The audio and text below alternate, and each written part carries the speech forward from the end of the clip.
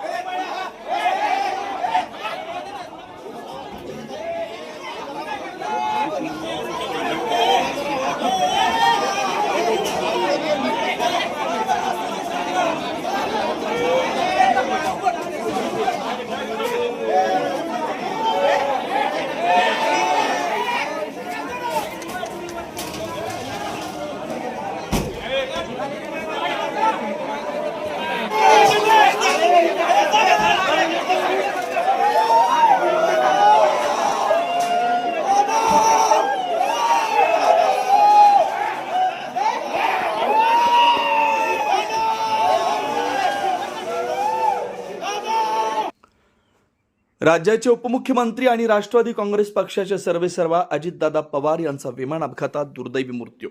अजितदादांच्या दुर्दैवी मृत्यूनंतर भरतशेठ गोगावले यांनी दिली पहिली प्रतिक्रिया. अजितदादा पवार यांचा मृत्यू ही बातमी अतिशय दुःखद आणि धक्कादायक. मंत्री भरतशेठ गोगावले यांचं वक्तव्य.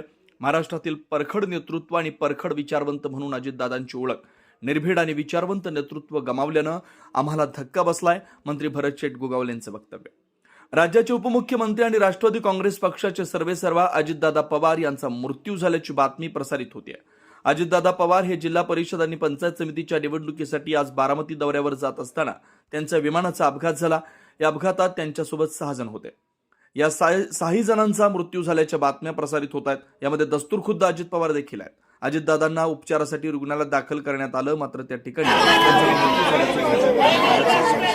या संदर्भात मंत्री भरतशेठ गोगावले यांनी आपली प्रतिक्रिया दिली. अजितदादा परखड नेतृत्व आणि परखड विचारवंत होते. त्यांच्या अशा जाण्यानं आम्हाला अतिशय वेदना झाल्या. आम्ही बारामतीकडे निघालेला असताना आम्हाला ही बातमी टीव्ही चॅनलच्या मार्फत समजली. निर्भीड आणि विचारवंत नेतृत्व गमावल्यानं खूप मोठ्या वेदना होतात.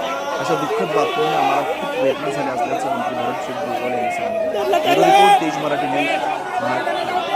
हॅलो, मंत्री महोदय, सुरेश शिंदे बोलतोय.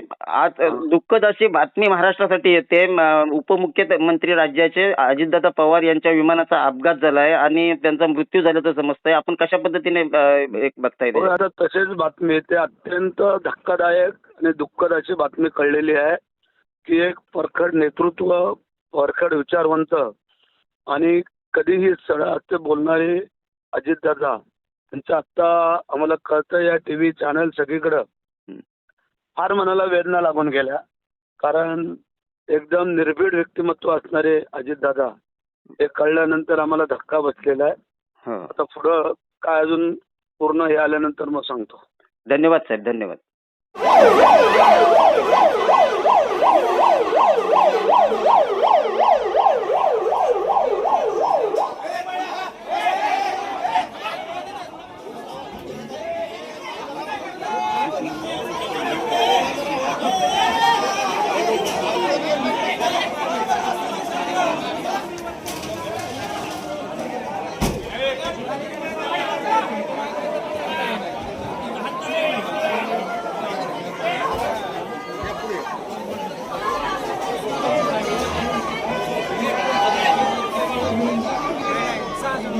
Thank you.